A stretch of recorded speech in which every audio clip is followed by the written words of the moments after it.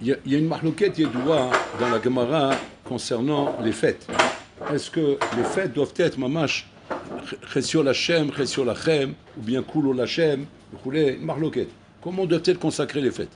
Est-ce que les fêtes, il faut se consacrer complètement à la Rouchaniyut, c'est-à-dire, mamash passer sa journée à être investi dans sa Torah et dans ses mitzvot, et ne pas comment dire, être occupé à des festivités, comment dire, de nourriture et de tout comme ça? Est-ce que c'est comme ça? Ou bien non? Ou bien il faut quand même penser à ça. Ça c'est une marloquette dans toutes les fêtes.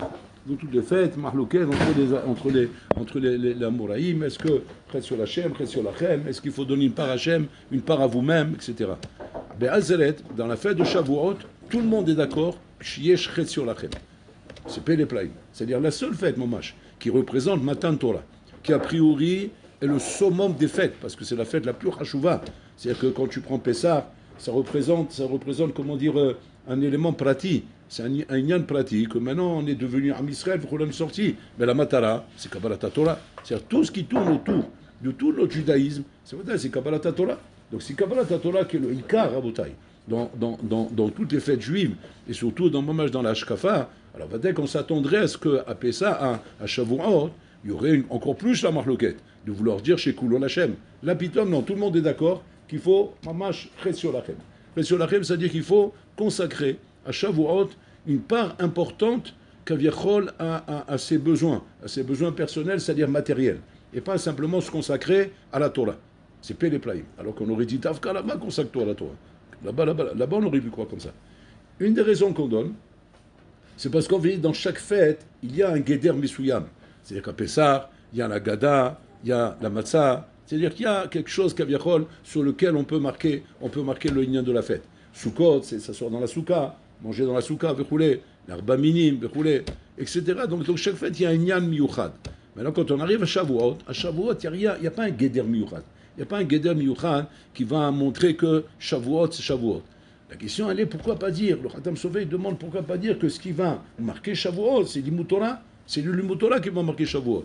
Et là, Bamash, à notre grande surprise, le Khatam Sofer, il dit non, c'est le Limutora qui marque Shavuot. Ce qui marque Shavuot, Rabotai, c'est la Seouda de Yom Tov. La Seouda de Yom Tov que nous faisons à Shavuot. Et comment on voit ça? On voit ça dans la Gemara.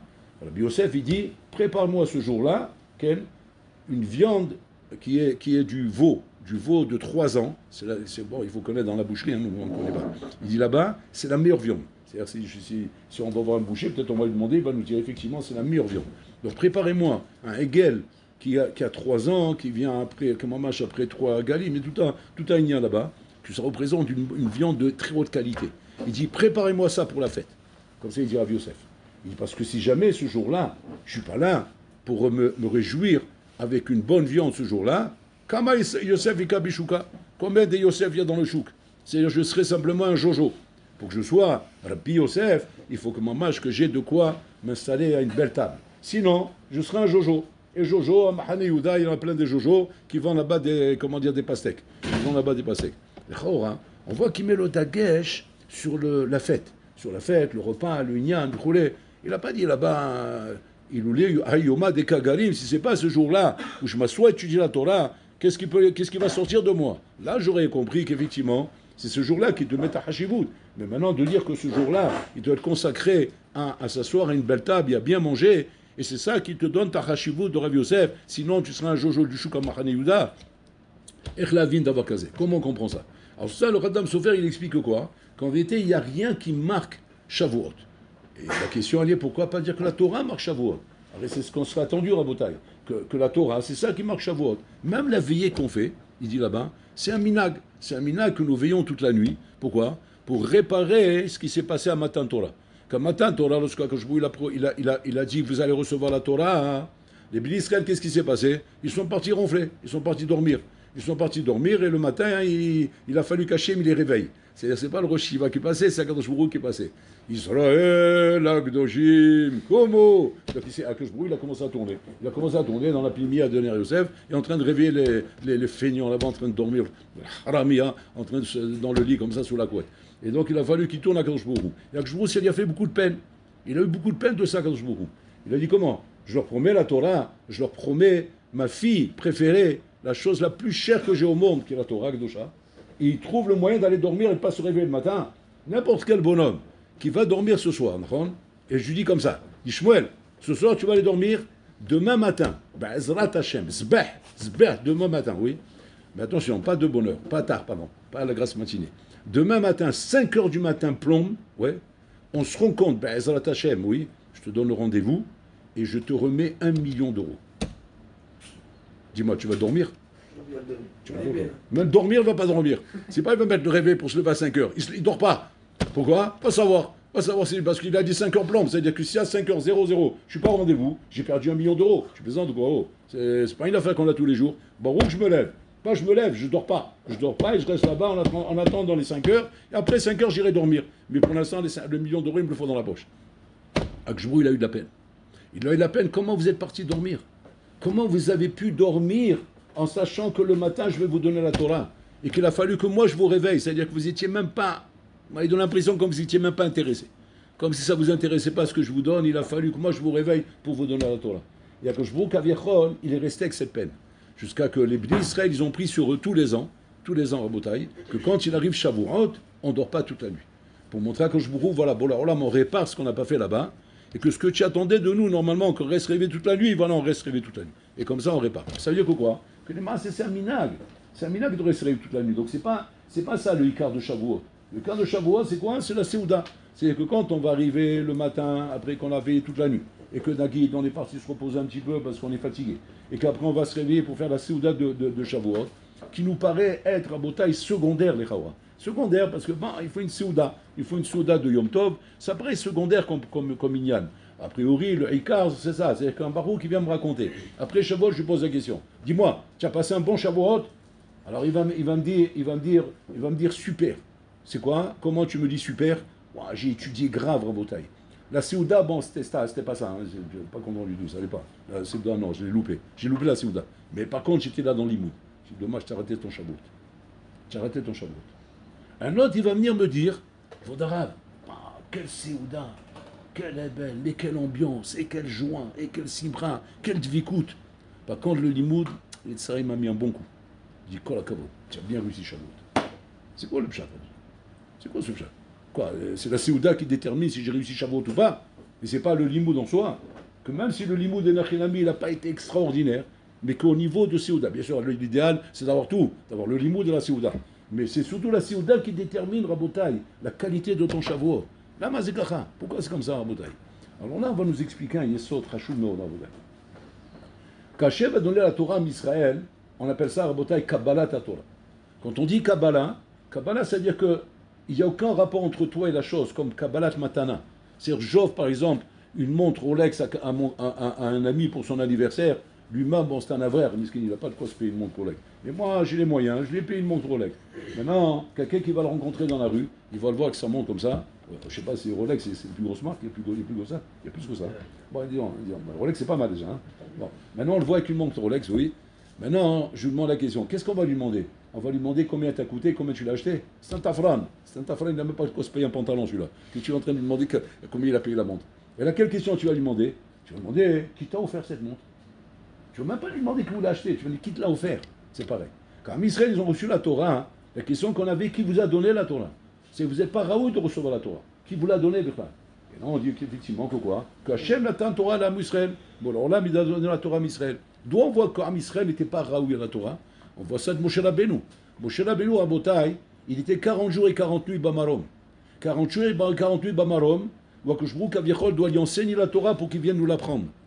Et là-bas, c'est marqué que pendant 40 jours et 40 nuits, bon, Olam Choser à la Souga, il ne comprend rien.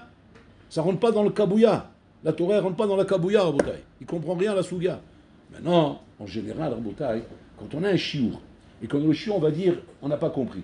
Alors là-bas, on peut dire, peut-être le Melamed, il n'est pas très bien. Il ne sait pas enseigner. Ou peut-être on va dire, non, le Melamed, il sait enseigner. Mais l'élève, c'est un bourras. Il ne comprend rien. C'est genre une passoire. Alors tu as toujours de quoi faire dépendre pourquoi on n'a pas compris le chiour. Mais quand maintenant je t'amène un chiour, où le Melamed, c'est le meilleur Melamed. Et le Talmid, c'est le meilleur Talmid. Comme ici. Le meilleur Melamed, c'est qui? C'est Akadosh Baruch Hu. Le meilleur Talmid, c'est qui? C'est Moshe Rabbeinu. Donc on a réuni à Botaï toutes les conditions pour que le chiour soit compris. Et malgré tout, Moshe Rabbeinu, il ne comprend rien. Moshe Rabbeinu, il arrive le 40e jour. Il dit, bon, Olam, j'ai Khalishut Adat. Je sens que j'ai perdu la confiance en moi-même. Il dit, pourquoi? Comment je vais faire? Je dois descendre en bas, leur expliquer toute la Torah que j'ai reçue. Je ne suis même pas foutu d'expliquer une ligne dans la Torah, j'ai rien compris de ce que tu m'as appris. Bon, alors là, il lui dit, c'est important que tu comprennes ça. C'est important que tu comprennes que la Torah n'est pas humaine. Elle n'est pas à un niveau humain, la Torah. Ça, c'est important. Donc, tout ce ignan, pourquoi Moshe Rabbeinu n'a pas compris? C'est qu'on puisse nous transmettre que la Torah n'est pas d'un niveau humain. Ça, c'est important de savoir ça.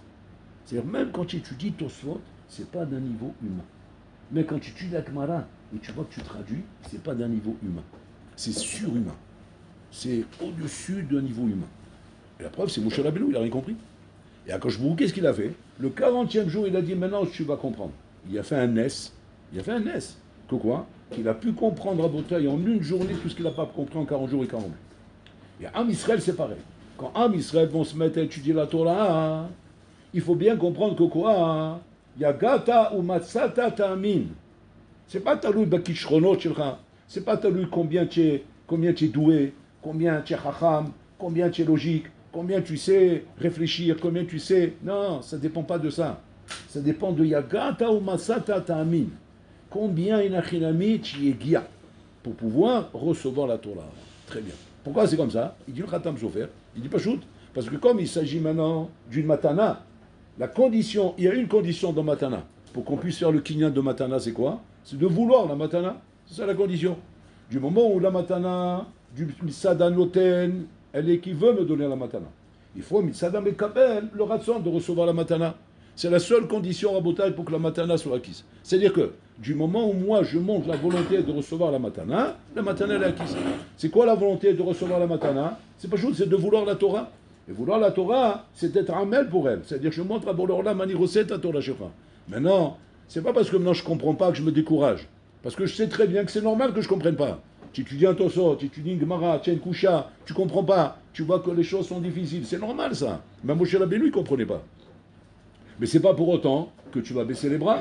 Pourquoi? Parce que tu veux la matana. Le fait de vouloir la matana, bon alors là, mita lecha et zebe matana. C'est-à-dire que tu vas être mekabel ta Torah, yagata ou matzata. C'est pas marqué yagata ve'evanta. Tu as été yagia et tu as compris. Ça veut dire que ça serait l'effort intellectuel. Non, tu dis non. C'est pas talou de l'effort intellectuel. C'est talou et rabotaï de la volonté de vouloir la Torah. Et à ce moment-là, matzata, comme une messia. La phrase se contredit du début à la fin. Yagata, c'est-à-dire avec effort. Matzata, c'est sans effort.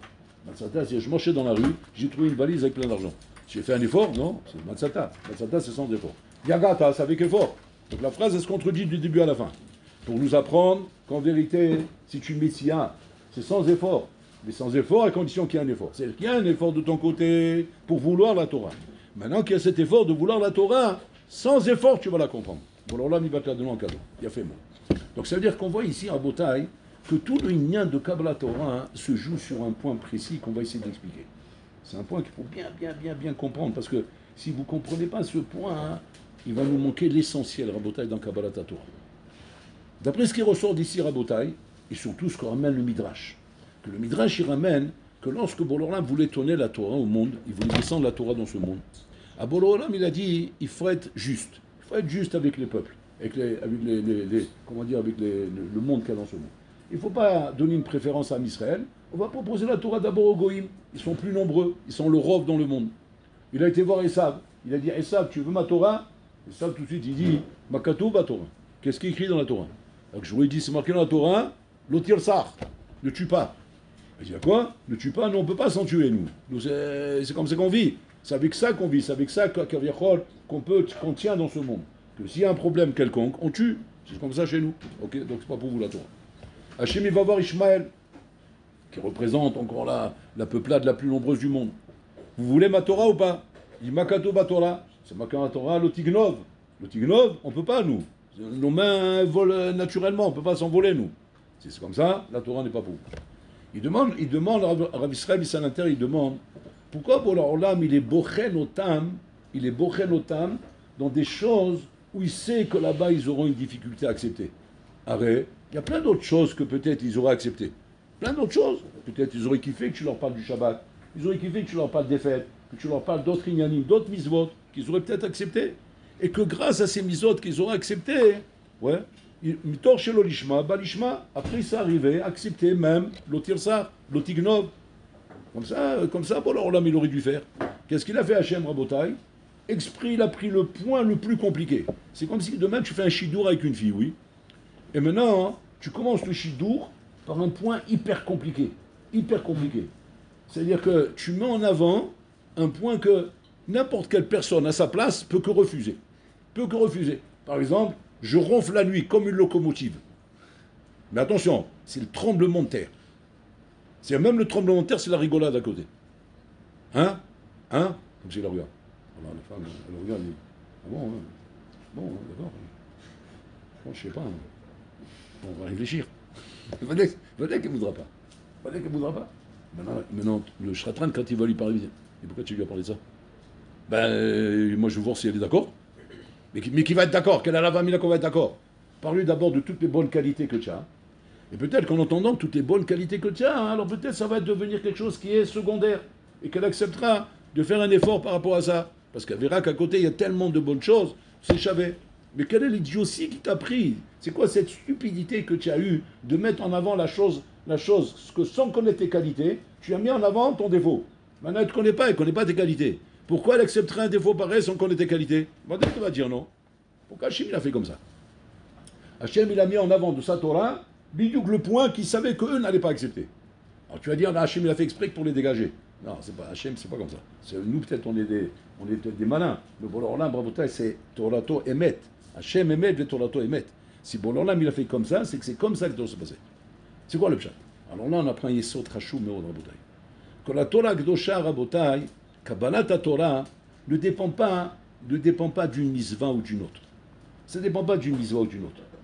Ça ne dépend pas du limut Torah, ça ne dépend pas de la tfila, ça ne dépend pas du kiyuma mizot assez ou mizot lot assez. C'est pas de ça que dépend la Torah.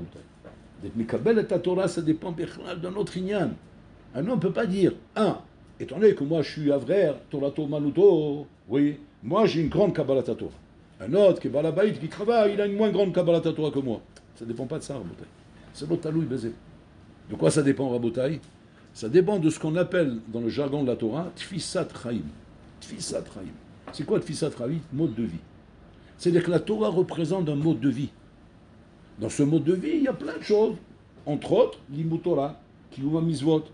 Mais ce n'est pas que le Kiyuma Mizvot et le Limut Torah représentent l'essentiel de Kabbalat Torah. Non. L'essentiel de Kabbalat Torah, c'est le mode de vie de la Torah. C'est-à-dire que pour arriver à être Mekabel et ta Torah, il faut être prêt à changer tout son mode de vie. Tout son mode de vie. C'est-à-dire que tout ce qui pourrait être en désaccord avec la Tfisat Chaim chez la Torah, avec le mode de vie de la Torah, ces choses-là, Rabotai, sont des choses qui sont me'akev dans Kabbalat Torah. C'est-à-dire, c'est pas le tout de dire j'étudie, ou bien je respecte Shabbat, ou bien je respecte Yom Tov. D'à côté de ça, il y a des trucs que Chok velo ya'avor, tu ne me les enlèveras pas. C'est-à-dire, je dis à Bolor, presque j'ai envie de dire à Hachem, Bolorlam, je te donne tout, mais ça touche pas. Ça touche pas. Maintenant, ça peut être complètement débile. Ça peut être un truc complètement débile. Ça peut être, par exemple, jeu de la console. Touche pas ça. Tout, je te donne, mais pas ça. Plage mixte. Tout, je te donne. Ça, tu touches pas. Plage mixte, non. Non, ça, c'est trop... C'est pas possible. Ça, c'est pas possible. Alors, c'est quoi l'erreur qu'on fait à Botaï? L'erreur qu'on fait, c'est comme ça. C'est de dire maintenant, non, attention, la Torah dans son ensemble, je la respecte. Maintenant, une achinami, je ne suis pas encore Baba Salé de pas aller à la plage mixte. Et donc, c'est pour ça que là-bas, je vais travailler, on va y arriver à Botaï. C'est pas ça le chat, ça ne marche pas comme ça, Fabibi. C'est ce que je voulais demander au Goïm. C'est marqué l'Otirsar, tu peux. C'est marqué l'Otignov, tu peux.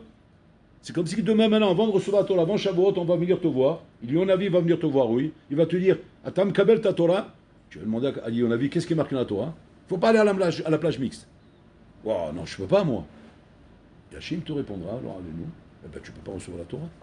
Tu dis, mais attends, mais moi j'ai jamais étudié, moi je veux étudier, je veux faire des mitzvot. J'ai plein de choses que je peux faire. Mais dans ce truc-là, je ne peux pas. Tu ne peux pas ça, il n'y a pas. Il n'y a pas, tu peux pas ça. C'est-à-dire que accepter la Torah, c'est accepter de changer tout son mode de vie. Mais attention, bon là, mais il n'a pas de problème que ça va te prendre du temps. Bon là, mais il n'a pas de problème, il faut que tu sois là-bas. Il faut que tu sois dans le projet de changer ton mode de vie. Ça, c'est la condition sine qua non pour recevoir la Torah. Mais tu ne peux pas dire, moi, j'accepte la Torah, mais par contre, il ne faut pas changer chez moi des choses qui sont fondamentales dans mon mode de vie à moi. Parce que bon, alors là, tu es bien gentil. Ouais. Mais moi, je viens de te connaître, moi. Moi, je ne te connaissais pas d'avant. Et moi, je suis né à Barbès, ou Belleville-sur-Plage, les bains, et des trucs comme ça. Et là-bas, ben moi, on m'a pas expliqué tout ça, moi. Mais non, moi, je suis arrivé à Ner-Yosef, putain, il n'arrête pas de me déballer des trucs comme ça, sans arrêt tous les jours. Et je découvre, et je découvre, et je découvre, et je me rends compte que quoi, mais je suis pas encore là-bas. Maintenant, a priori, la question va être, ok, tu n'es pas là-bas, j'ai compris. Qu'est-ce que tu comptes faire avec ça? Qu'est-ce que tu comptes faire avec ça?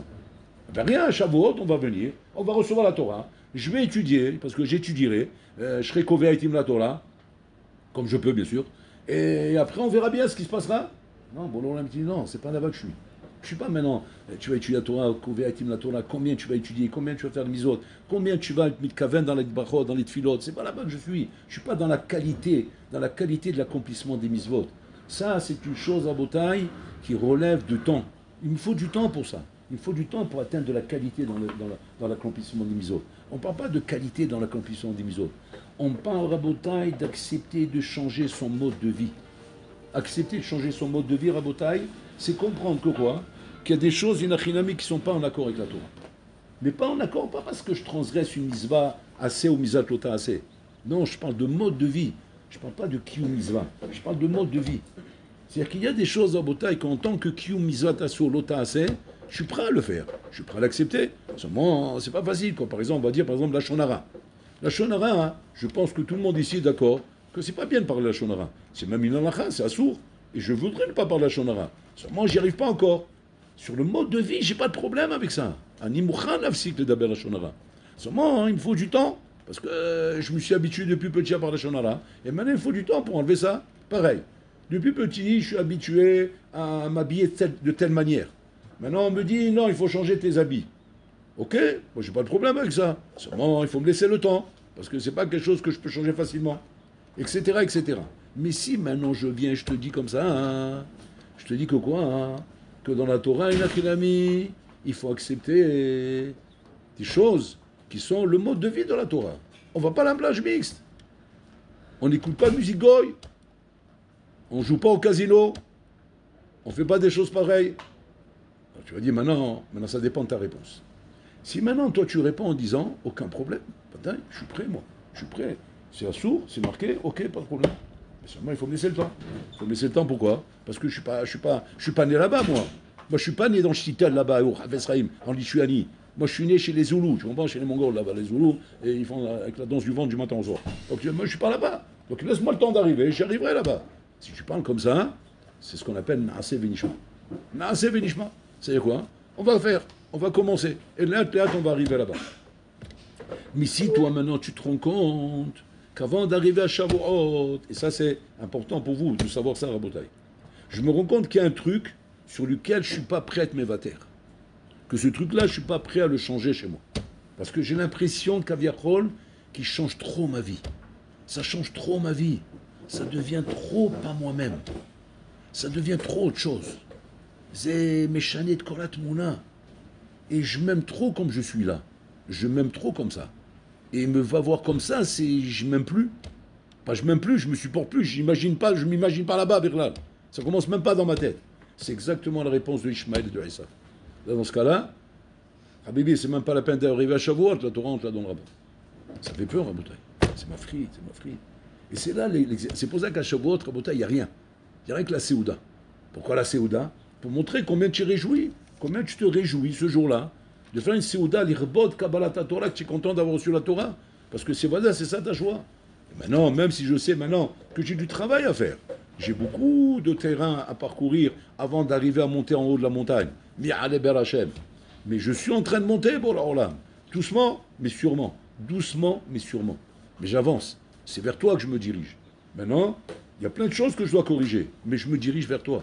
Et regarde la preuve, j'ai mis un programme en place. Voilà, ça, je suis en train de corriger. Ça, je suis en train de corriger. C'est-à-dire que même des trucs que normalement, qui étaient enracinés en moi, je suis en train de faire un travail pour le déraciner de moi.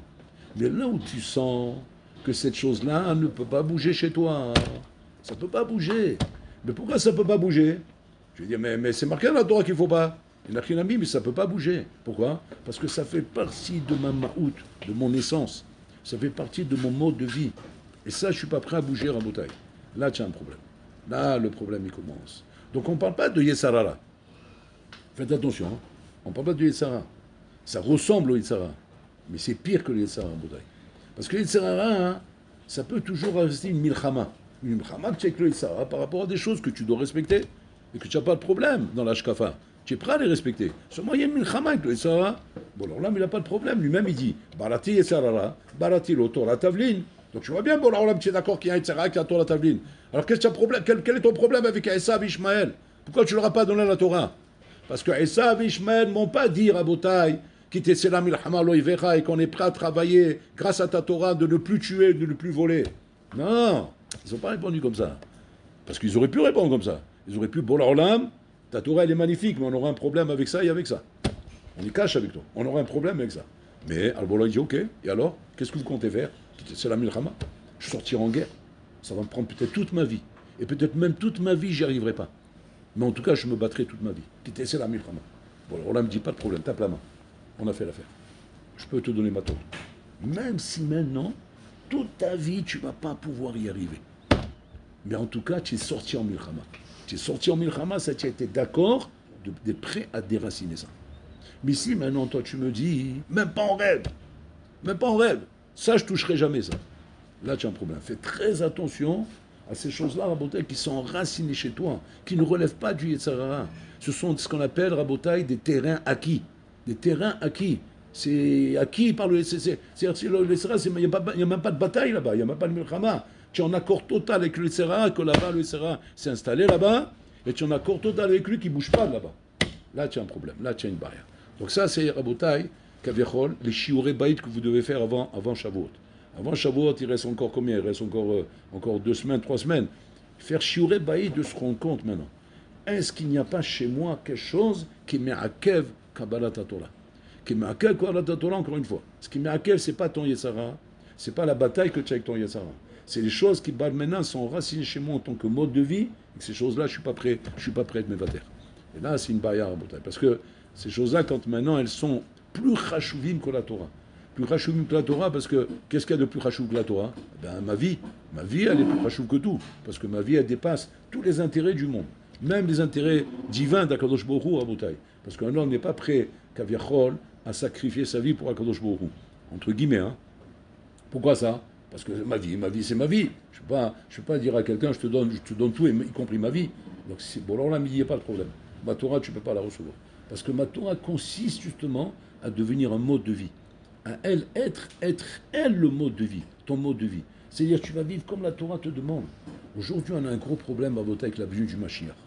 La venue du Mashiach à voter. Tout le monde est en train de crier, les événements montrent que le Mashiach il arrive, et on attend le Mashiach, et voilà, il va venir, oui, Agia, Mashiach, Magia. À quoi tout bien fait. D'un autre côté, tu te dis, mais c'est bizarre. On n'arrête pas de dire simanim, voilà le siman, il n'y a pas moyen qu'il arrive. Et moi, je te fais un truc comme ça avec un avion. Ça y est, les passagers en direction de New York, ouais, sont priés de s'approcher de la... là-bas, je sais pas quoi, oui, pour monter dans l'avion. Bon, alors, ils se mettent tous là-bas, ils arrivent dans le truc là-bas. Maintenant, ils demandent par où il faut passer. Rien? Comment rien? Ben, rien. Mais vous avez dit qu'il y avait... Ouais, bon, c'est une fausse appel. Fausse information. Bon, d'accord. Alors, les bonhommes, ils repartent. Ils repartent sur un dentifrice, ils s'assoient là-bas. Les passagers en direction de New York sont priés de se présenter aux embarcations. Ils viennent tous encore. Alors, par où on passe? Ben non, il n'y a rien. Comment il n'y a rien? Ben, vous allez vous moquer de nous toute la journée comme ça, et on vient, combien on va aller venir comme ça? Décidez-vous, oui ou non? Ben oui. Alors pourquoi à chaque fois? Ben, c'est comme ça. C'est pas encore. C'est ce qu'on fait de le Mashiach à Bouddha. Ça y est, maintenant c'est... Ah non, ça y est. Là, ça y est. Non. Non. Ben non. Mais non. Ah, ben non. Là, ça y est. Là, c'est bon. Et alors? Ben non. Ah non, là, ça y est. Et on arrive? Ben non. Là, ma qu'on joue là. Qu'est-ce qu'il veut à Kadosh Baruch Hu? Marot Sebolor là. Bon, là, Olam Rotse chez Tavin Mazé Mashiach. On n'a pas compris c'est quoi Mashiach. Et je vous assure que c'est à cause de ça qui met du temps à venir. En fait, on ne veut pas Mashiach à Botaï. On veut un Olam Mazé tranquille. On veut un Olam Mazé tranquille. Quand le Mashiach il va venir, c'est fini. Il n'y a plus la guerre, il n'y a plus les inflations, il n'y a plus les problèmes de Parnassa, il n'y a plus d'Aras, il n'y a plus de maladies, il n'y a plus de contamination, il n'y a plus rien. Wow, ça va être Olam Mazé, la perfection. Gan Eden. Gan Eden allez Adamot. Voilà ce qu'on rêve. Mais bien sûr, la vie continue, hein, d'accord, vos arabes. C'est les vacances, Inyani, à droite, à gauche, oui. Maintenant, quand on t'explique, on te dit, ah non, tu n'as rien compris, toi. Ouais. C'est fini tout ça. C'est fini. Tu sais quoi les vacances? C'est 3 fois par an, on va au Beth Amikdash pour regarder les Kohanim, comment ils font la voda du Beth Amikdash. C'est quoi, c'est ça les vacances? Quoi, il n'y a plus Miami Beach, il n'y a plus les îles de Tababoué? Tababoué? Il n'y a plus Tababoué? C'est fini Tababoué? Bah ouais, c'est fini. Mais tu rigoles, tu sais ce que c'est ces îles-là? Le sable, il est blanc comme de la farine blanche. Elle est belle. Tiens là-bas, et l'eau, elle est plus foncée. Et là-bas, le soleil. Tu rigoles ou quoi? C'est un rêve. C'est un rêve? Alors oublie. Il n'y a plus de rêve, il n'y a plus rien. Maintenant, ça va être quoi? 3 fois par an. Shalosh, Pami, Shel, Shregalim, Bashana, Ta'ale, le Beth Amikdash. Tu dis, ouais, d'accord, mais attends, ça c'est bien la première année, la deuxième année, la troisième. Au bout d'un moment, c'est Mshamem. Ah bon, c'est Mshamem? Ah bon, c'est comme ça que tu prends les choses, toi, tu Mshamem? Tu rigoles ou quoi? C'est Rouhani. Rouhani, c'est-à-dire que tu vas t'habituer maintenant à ne plus écouter du Bob Dylan ou du Stevie Wonder. Je ne connais pas les nouveaux maintenant aujourd'hui. Tu vas écouter qui? Les Lévim, qui sont en train de chanter Shir la Ma'alot. Tu dis, attends, mais on ne peut pas changer de disque là-bas, on ne peut pas leur faire un peu comme c'est aujourd'hui. Il n'y a plus de disques comme ça, c'est les Lévim. Bon, je ne sais pas si c'est du Tunisien, Marocain, Algérien, mais en tout cas, ils chanteront. Ils vont chanter avec leur chant là-bas. Et ça va être ça, les sorties, ça va être ça, Rabotai, le truc. Ça va être ça, Rabotai, les occupations d'hommes Israël. Et toute la journée, Yoshev Elomet Torah, il va au travail, dès qu'il se libère de son travail, où il va? Il ne va pas à la maison, parce qu'à la maison, il n'y a rien à faire. Il n'y a pas de télé, il n'y a pas de console, il n'y a plus de jeux, il n'y a plus de distraction, il n'y a plus d'internet, il n'y a plus d'ordinateur, il n'y a plus de Facebook, il n'y a plus de réseaux sociaux, il n'y a plus rien. Tout est condamné. Qu'est-ce qu'il y a? La synagogue. Et là-bas, on va faire quoi? On va s'asseoir étudier. Jusqu'à quelle heure? Ben, jusqu'à que l'heure de dormir est arrivée. Et après, qu'est-ce qu'on fait? Kiachema la mita et on va dormir. Après, on se lève au Nes Sahaba. On se lève à Hatzot, pardon, pour faire Tikkun Hatzot. Après, on se lève au Nes Sahaba pour faire la Tfila. Et comme ça, yom, yom, yom, yom. Zebiat Mashiach. Gdusha Vetahara. Là, le bonheur dans le spirituel. Tu es là-bas ou pas? Non, attends, non, on ne m'a pas expliqué comme ça, excuse-moi. Excuse me, je sais pas, moi, il m'a semblé que c'était un peu pas pareil que ça. Vous êtes sûr que c'était ça le projet? Non, parce que je vous explique, moi. Si c'est ça le projet, il faut que j'y réfléchisse. Parce que là, je n'ai pas encore pris ma décision. Bon, alors là, il entend trop ça, Rabotai, il entend trop ça sur la vue du Mashiach, Rabotai. On veut trop la tranquillité. On n'a pas compris, Rabotai, que la face du monde, elle va changer quand le Mashiach il va venir. Rien que ne serait-ce que les Chachamim qu'il y aura ici. Tu auras dans ton jour le jour des rencontres avec Moshe Rabbeinu, Abraham, Israël, Yaakov, parce qu'ils vont se lever très tamidim tout de suite, eux. Donc tu vas les rencontrer tous les jours dans la rue. Tu vas être content de les rencontrer. Hein? Dire, oui, pour la première fois, par curiosité, oui, j'aimerais bien voir à quoi il ressemble Abraham Avinu. Ouais. Au bout d'un moment, j'aimerais bien rencontrer quand même, Jojo, c'est mon copain là, du quartier, là, parce que Abraham Avinu, bon, ça va bien un moment. Parce que moi je le connais, Abraham Avinu. Je sais, il va m'attraper, il va me manger la cervelle. Il va dire, oh, qu'est-ce que tu fais maintenant? Allez, à votre Hachem, Yitzhak Avinu. Bon, alors, Yitzhak Avinu, n'en parlons pas. Lui c'est la Hakeda, il est dans l'Yanim. Après, Yaakov Avinu. Bon, Ishtam Yoshev Wali. Il va me dire, fais attention, du matin au soir, vous coulez. Après, tu as tous les Tanaïm, tout là. Le monde, il a changé. Zemash Tarotse, c'est ça que tu veux ou pas? Je sais pas, moi, j'ai pas compris encore. C'est ça, Rabotai. Tous ces trucs-là, Rabotai, ce que je vous amène ici, c'est pour nous faire comprendre, Rabotai, qu'on a du travail à faire dans notre crâne, Rabotai. Dans notre crâne, les choses ne sont pas claires encore. On croit à des choses, Rabotai, mais on n'est pas clair encore dans nos têtes, Rabotai. Il faut être clair dans nos têtes. Il faut, à un moment donné, Rabotai, prendre une décision, prendre une achlata. aussi bien vis-à-vis de Kabbalat Torah que vis-à-vis de la vie du Mashiach, Rabotai. Que ce Olam Azé, Rabotai, doit être le Olam chez la Kadosh Baruch Hu. Chaque jour, Moler Baolam. Et ça doit être la chose que tu veux. Maintenant, bon, l'Olam, il sait très bien que ce n'est pas quelque chose qui est acquis tout de suite. C'est quelque chose qui n'est pas facile. On est 2000 ans en galoute, Rabotai. On ne peut pas nous demander de changer du jour au lendemain. Bon, l'Olam, il n'a pas de problème avec ça. Rien que ça doit être au moins ce que tu veux au fond de toi. Il faut que tu veuilles ça. Même si c'est dur, même si c'est compliqué, même si ça paraît loin, même si c'est trop à l'opposé de ce que j'ai appris jusqu'à maintenant. Mais il faut que tu le veuilles. Parce que si jamais tu ne le veux pas, hein, alors ça ne commence pas, Rabotai. Ça ne peut pas commencer. C'est là la baya qu'on a. C'est ça la baya du don, Rabotai. Et bon, l'Olam, il essaye de nous aider en nous décourageant, en nous montrant à quoi ressemble l'Olam, comment ce Olam ne t'apporte aucune satisfaction. Hachem, il essaie de nous aider comme ça. Mais malheureusement, on a du mal encore. Et donc, il faut au moins qu'on veuille. Hachem, il nous aide.